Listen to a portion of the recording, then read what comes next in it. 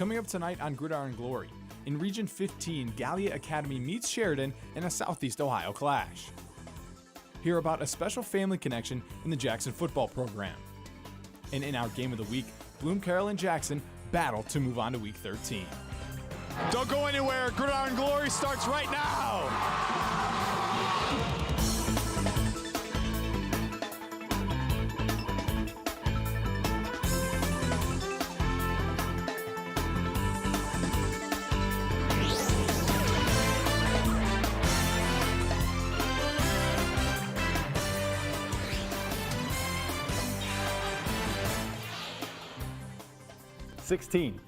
That's the number of teams we had left in our coverage area before kickoff 3.5 hours ago.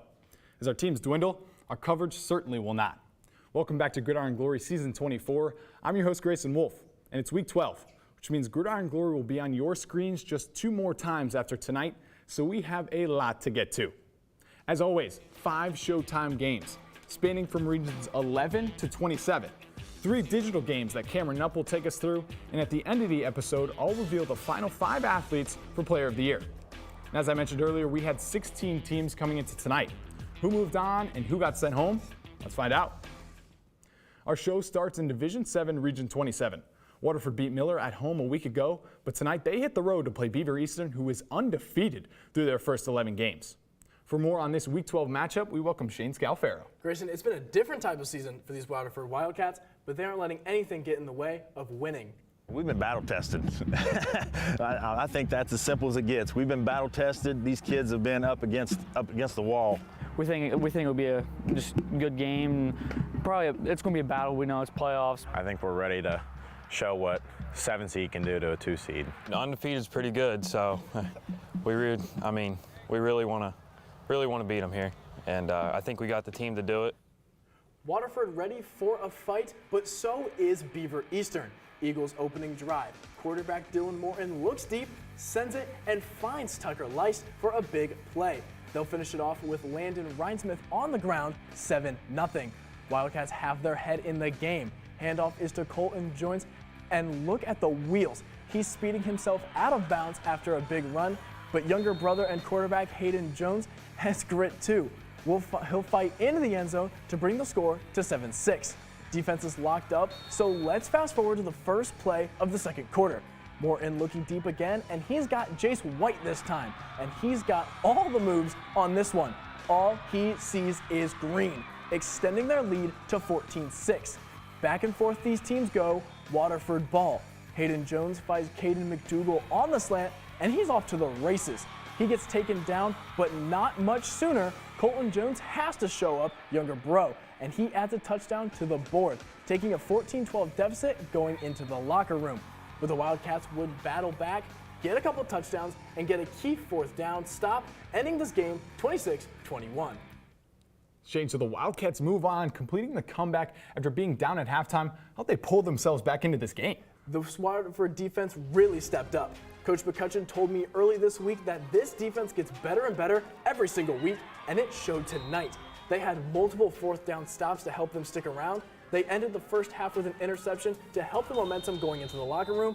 And like I said earlier, they got to stop on 4th and goal to effectively win the game.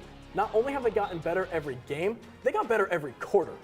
So they now move on to a tough matchup against Caldwell. What does this team have to do to possibly continue and pull off another upset? I know we just talked about this defense, but they're going to have to give another great performance. They can make stops on 4th down and bat down passes, but the Wildcats have to start getting more pressure and getting turnovers. They have to play some complementary football as well.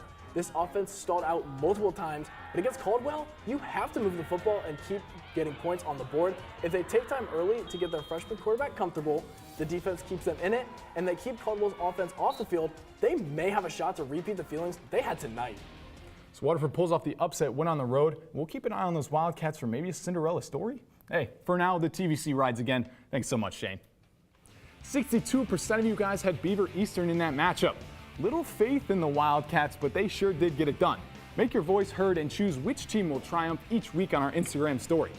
As for our next game, Granville dominated the vote, but did they dominate the game?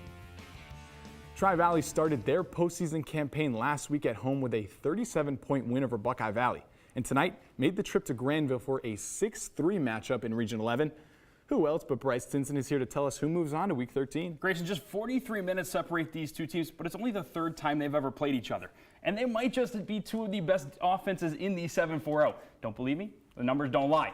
Granville just had their best offensive output against Bexley last week with 53 points. That elite pass offense is powered by Beckett Long and Dante Verasso. The Scotties are on a tear the last 6 weeks, 47.5 points per game. They're outscoring opposing defenses' average points allowed by an average of 22 points during that stretch. And I know we just talked about the offenses, but we got to start with some special teams. Scotty's forced a 3-and-out. Granville punts, but he outkicks the coverage, and Carter Dyna is going to make him pay. Good luck containing him with that speed. He's up the sideline, pushed out at the 6. Jaden Wallace scores 2 plays later. Quick start for Tri-Valley. They needed it. This place is starting to sound like Dresden West. Next drive, 3rd and goal for Granville. Watch number 6 here. Cam Carnes says, get that weak stuff out of here. Blue Aces settle for their 3. Hey, Grayson, I've got some breaking news for you. Jaden Wallace, he's really good at football. He takes the pitch and see ya. 18 yards, doesn't even break a sweat. 14-3 Tri-Valley. That's a track meet. You need points. Beckett Long knows that. Can you put it in a better spot than that? Maxton Mesner on the receiving end of that one, and they go for 2 and get it. And so Scotty drive 3rd and 11. They need this. It's a screen, and it's Wallace doing Wallace things inside the 5. And of course, he's going to finish off what he started. That 21-11 lead evaporated quickly. Granville went on to win 32-29. So the Scotties were up 10 at halftime, but trailed by as much as 11 in the second. Bryce, what happened? Simply put, it was penalties and turnovers, but I want to start with a drive-by-drive breakdown for the Scotties offense. First half, they go touchdown, touchdown, touchdown, and then the halftime. Moving the ball at will, no issues there. Second half, they come out, interception, fumble, 3-and-out, and then get that late touchdown. It was really about the first half, or the first drive coming out of the second half. They drive down all the way to the Granville 18-yard line. Max Lau throws a pick. Goes from 28-11. They return that pick all the way down to the 25-yard line of Tri-Valley, and it turns from 28-11 to 21-18. Can't have that happen. Yeah, so they jumped on him early. What was working in the first half? A lot of it was Jaden Wallace on the edges, on the outside. They were getting him the ball in space, and he was doing what he usually does. He's fast and he's strong. Arm tackles are not going to take him down. Yeah, so you've been preaching all year long about how young this team is. Tell me about the Scotties for next year. Well, Grayson, when you look at who they're returning, they've got 5 starting offensive linemen returning. They've got a starting quarterback in Lyle. They got Wallace, and then they got 3 of their top 4 pass catchers all coming back. They're battle tested too. Yeah. Clinton Massey, St. Francis DeSales, both in the regular season, and then this Granville game, they're going to have a sour taste in their mouth. They're going to come back ready to go next year. 100%. And I know there's a lot of pain. Excuse me for cutting you off there. I know there's a lot of pain, but next year's expectations will be 2017 levels of high. When they went to the state championship game, I can't wait. Yeah, as they say, it's always darkest before the dawn. Thanks so much, Bryce. Family ties in a football program is commonplace in high school football. But when both sons, their dad, and the program they play for is elite, it's a special story. So we have special guest Ethan Sargent, and he has more on these Ironmen. Thanks, Grayson. Before we recap tonight's all-star main event, the Jackson Ironmen had the assurance of Cade and Bodie Wolford leading the way. I traveled to Alumni Stadium to understand not only what makes these brothers tick, but what it means to be a Wolford in Jackson. The Wolford name carries a lot of weight in Jackson, Ohio. Recently, I was able to sit down with Jackson's star running back, Cade Wolford, and star quarterback, Bodie Wolford. Just what's it like, playing with your brother? It's a pretty incredible opportunity. Obviously, not many people get to say they played with their brother at the varsity level. We've connected through the air a couple times for a touchdown. It's been a very special moment, not only for us, but also our family as well. The Wolford legacy is generational. Cade and Bodie's father, Shane, was a star running back in the 1990s, and now he's living his dream of seeing his sons play together. We had always joked around about, hey, maybe someday one will be the quarterback and one will be the running back. So, it started a long time ago. The brothers have not walked the same path, but both are living out their dreams on the gridiron. Yeah, it's awesome having the legacy, Wolford legacy, and it's definitely some big shoes to fill, but it's great to fill those shoes. The Wolford brothers have both been living and breathing Jackson Ironman football since the day they were born, and carrying out the weighted legacy has been a tall task. Coach Andy Hall knows they're both up for it. Well, I know they're real excited about this, and I know their parents are too. For Cade being the senior, this is the only chance they get to play together. The Wolfords know that each game they play together could be their last. Cade's keen on that not being anytime soon. We want to make a deep playoff run. We've never won the regional title here at Jackson, so that's something we're looking to go after this year. So we definitely want to just enjoy every moment, take it all in, and then make it a deep playoff run.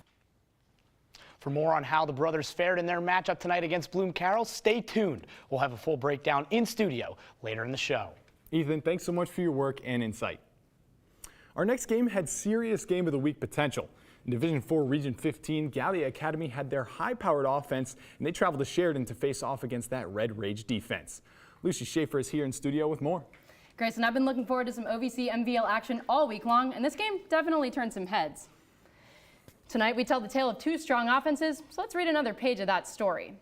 These teams have had a dreamy season so far, and numbers don't lie. Gallia ran for 204 yards last week against Vinton County. 2,000 yards both in the air and on the ground is definitely something to highlight. And if anyone knows rushing, it's the Sheridan Generals, thanks to star Justin Munyon, who single-handedly ran for 213 yards against Morgan in round 1. In Southeast Ohio, your anticipation ends now. Sheridan starting off strong early in the first, opening drive, and it's Caden Sheridan to AJ Winters for a 10-yard score. Those Generals came to play tonight.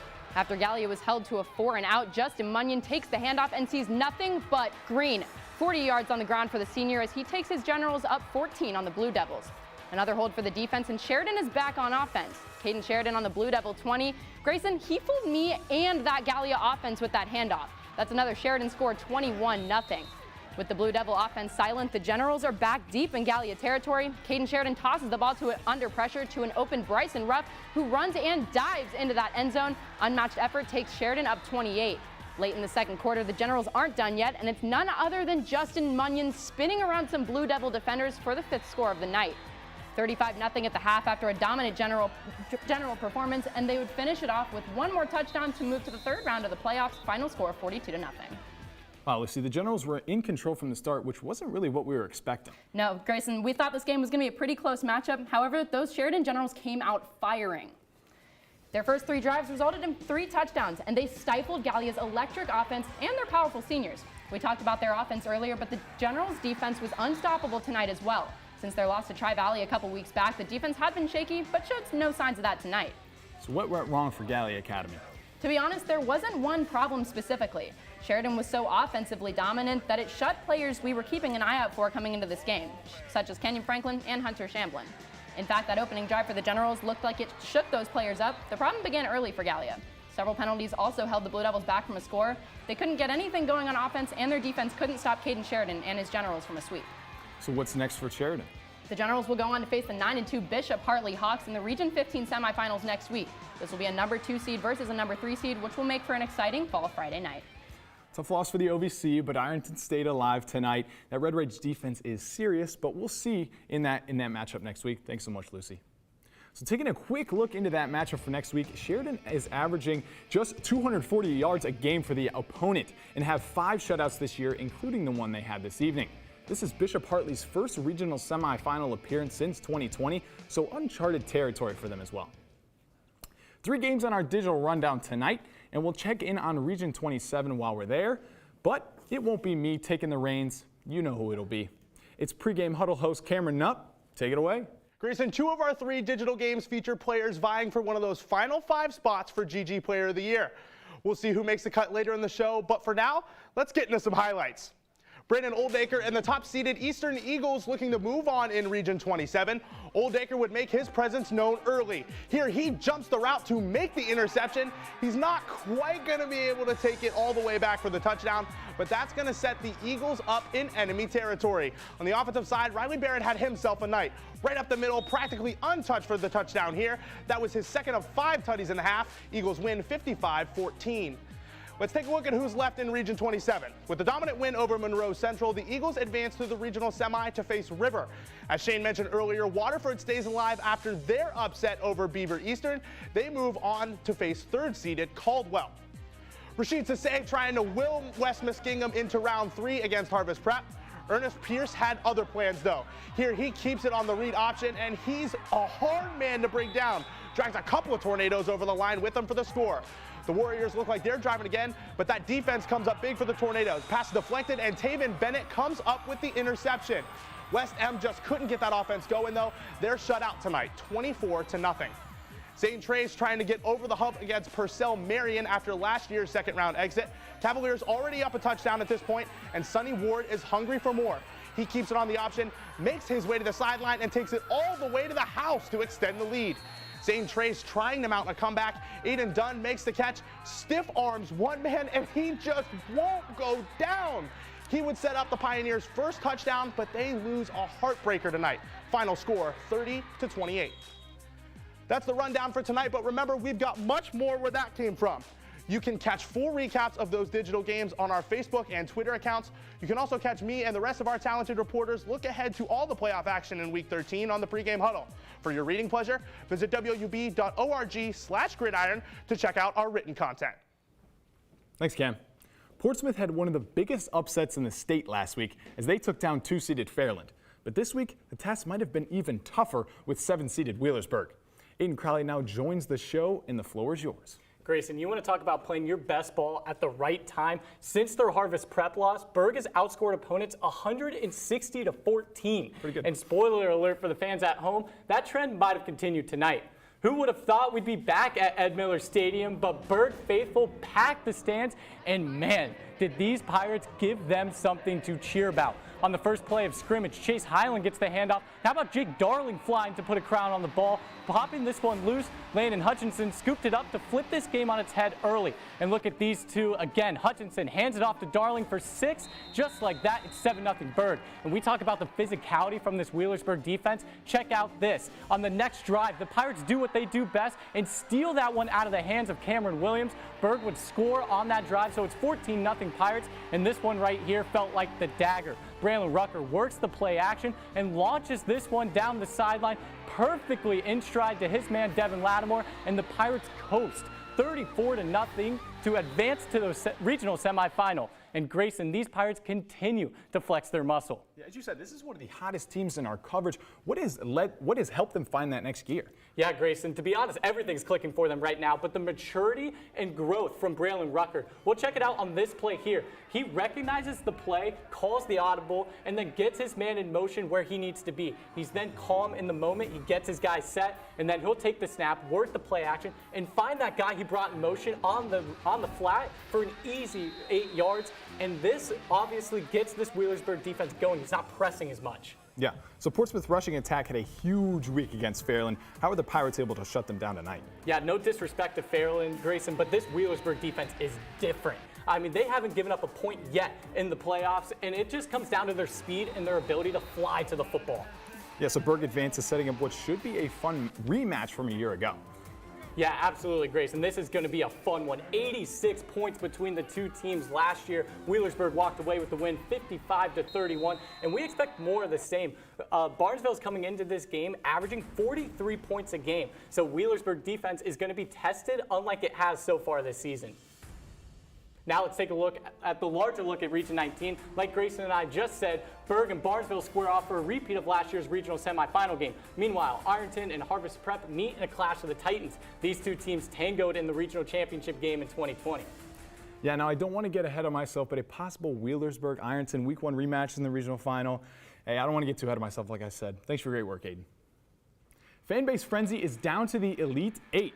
Ironton moves on to face Portsmouth West, who won by just 10 votes over Fort Fry. Jackson faces Tri-Valley, Bloom Carroll meets Sheridan, and Wheelersburg takes on the Nelsonville York Buckeyes. Stay tuned to our Instagram story throughout the week and beyond to vote for your favorite fan base. An incredible atmosphere at tonight's game of the week. I talked to some tuba players, watched some football, and met up with some very small but very mighty Jackson Ironman fans. So I'm here with the Jackson Tubas. They've been killing it with their dance moves. Do you guys stand the whole game? Yes, we do, yeah.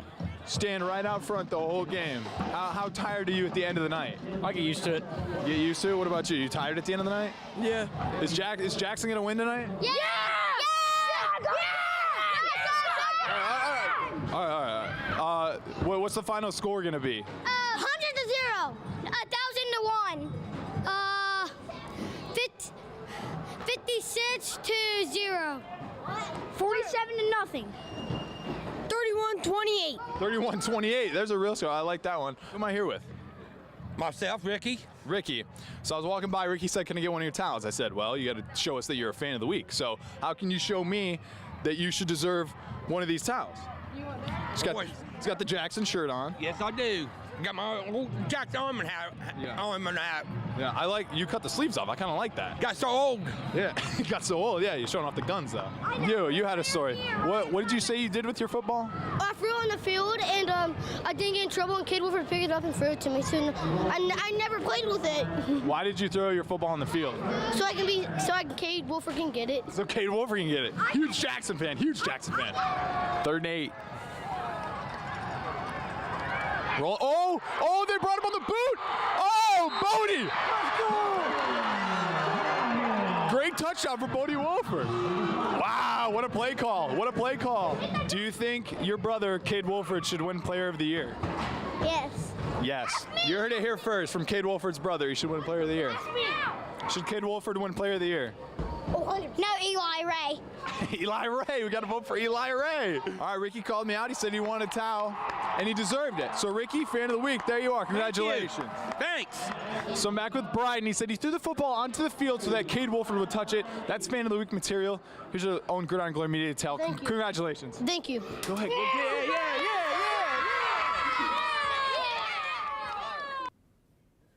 Now, I don't condone throwing footballs onto the field to stop the play, but it showed me how passionate he was. Next week, we move to neutral sites, so Fan of the Week should certainly be interesting.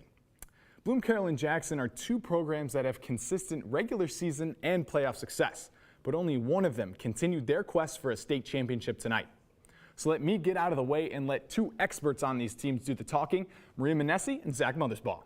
Grayson, this game really feels like it was a long time coming between two powerhouse programs. Yeah, both of these teams have been special on the gridiron this year, and Maria, dare I say, this game lived up to the hype.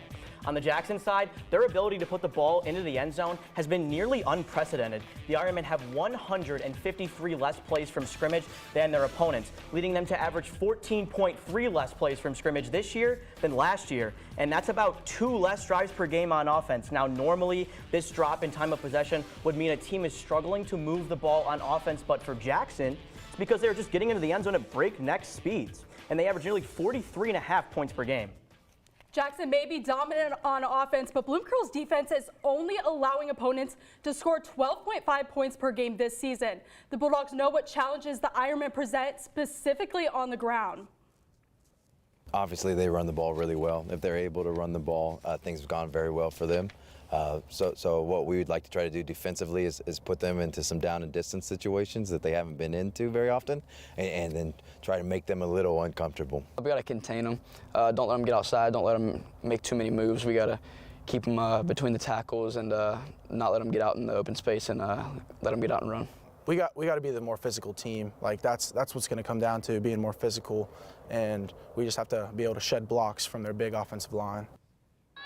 Now time to see how the physicality transfers to the field. Second Ironman drive, Cade Wolford sets the Ironman up, and Bodie Wolford takes full advantage here with a beautiful play fake to allow him easy access into the end zone. Next Jackson drive, they have good field position, but a fumble on the exchange gives the Bulldogs the ball back. Now 4th and 1 for Bloom Carroll, and the Bulldogs dial up a pass, but Ethan Thanthanavong is under immediate pressure. Jackson nearly brings him down, but he flips it into the air, and it's somehow caught by Jet Jones, but he's just short of the first down. I'm still not sure how Jones managed to catch that one, Zach. Later, 2-minute drill for the Bulldogs. Thanthanavong marching them down the field. He caps the drive off with a dime to Carter Cornelius in the end zone to knot things up at 7.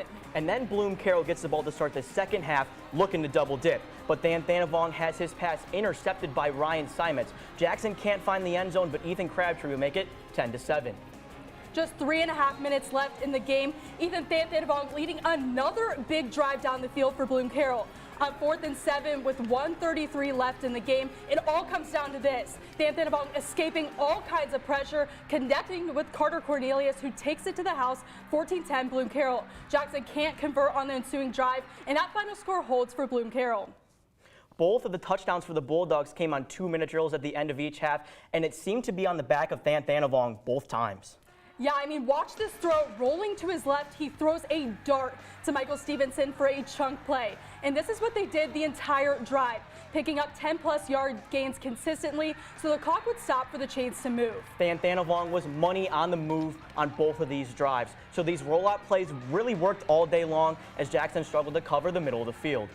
And that allowed Bloom Carroll to move fairly easily down the field, facing just 1 third down, until these 2 plays where Thanavong tries to fit it in the receiver's arms, but Simet's inside leverage forces both of them to fall incomplete. Which sets up the play you all have already seen. Look at the pressure on Thanavong, and this play required a perfect throw over the defender to get it to Cornelius, who snatched it out of the air and completed the play. And celebration ensued on the Bulldogs sideline, but like you said, just the 2 touchdowns for Bloom Carroll, and Jackson could only muster 10 points. We talked about physicality, and we saw it on the defensive side tonight. Yeah, it was early and often for both of these teams. Both teams did a great job wrapping up the ball carriers, and we didn't see many yards after contact. On Jackson's side, they completely shut down the run game for the Bulldogs. Bloom Carroll's normal workhorse and Dylan Armentrout just couldn't find any space. And on the Bulldogs side, they allowed a big play to Wolford early in the game, which resulted in the touchdown, but that was pretty much all they gave up. Sophomore quarterback Bodie Wolford was completely shut down in the pass game, and the Ironmen couldn't muster their normal explosive plays on the ground, which wasn't helped by the fact that Cade Wolford left the game at halftime with a concussion. And Cade is a guy who had nearly 1,700 yards from scrimmage on the season for a team that was already struggling today on offense, and the offense just couldn't click. What an incredible game. Game of the week for sure, maybe even game of the year material. Zach, Maria, thanks so much for your great work, guys. So now let's check in on other Region 11 scores from tonight. Bishop Watterson got the job done in dominating fashion over Miami Trace, so there are no FAC teams left in the playoffs. If Bloom wants to repeat as regional champs, they'll have to take on the Eagles in a rematch of last year's regional championship. Bellefontaine won in an upset over London, so they will take on Granville, who, as we saw earlier, beat Tri-Valley. We started with 14, cut the list down to 8, and now is the time to announce the final 5. After all the games, all the stats, and all the deliberation of the Gridiron Glory reporters and staff, here is our final 5 for Gridiron Glory Season 24 Player of the Year. Jaden Ball out of Bloom Carroll is the best offensive lineman in our coverage and continues to make defenders look silly. This year alone, he has 87 pancakes, has given up 0 sacks, and has 2 sacks of his own on defense. We've had our eyes on Cade Wolford since week 1. The Jackson running back has torched everyone in his way to an FAC Player of the Year honor, accumulating over 2,200 all-purpose yards with 33 total touchdowns. Jeffrey Bishop is a stat sheet stuffer on both sides of the ball. 1,300 total yards with 542 of them coming at his primary position of wide receiver, along with 7 interceptions on defense. Rashid Sasay is a tornado all by himself, leading West End to an MBL small title with over 2,200 yards and an unreal 47 total touchdowns. He's a running back by trade, but as we've seen this season, you can line this guy up anywhere and have success. And our only quarterback on the list is Logan Nicewinger from Morgan. The Raider quarterback has thrown for over 2,000 yards, rushed for another 800, has scored 42 total times, and has 5 tackles for loss on defense. Stay tuned to our social medias throughout the week. As soon as the voting for Player of the Year goes live, you will be the first to know, and make sure to get those votes in. Voting will close on Wednesday, November 15th, and we will announce the winner on our season finale on November 17th. We started with 16, we're down to 7. 2 episodes left, but we'll have it all down the home stretch. Vote on our Instagram stories throughout the week for Fanbase Frenzy, and we'll see you next week at the same time in the same place. Because remember, there is nothing better than Friday nights and Gridiron Glory.